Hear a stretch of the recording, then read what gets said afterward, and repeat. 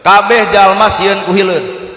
Hileud cicing dina tangkal, muntel dirina nolol jangjang ngaranna kukupu.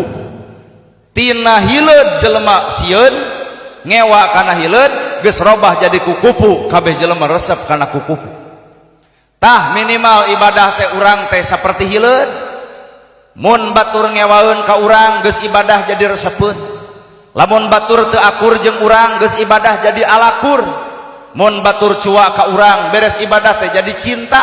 Kunaon batur cinta ka urang? Lantaran nembongkeun akhlak saenggeus ibadah. Ulah bacaan salat alus tapi ucapan perengkeneh kata tangga. Alusna bacaan salat kudu katembong alusna ucapan saenggeus salat. Matak lamun bener urang sarolat moal aya dulur anu nyeri, moal aya tatangga nu diomongkeun, moal aya jelema salah nu dicarekan. Nah, bacaan salat alus, ucapan ge kudu tetep cicing dina kaalusan.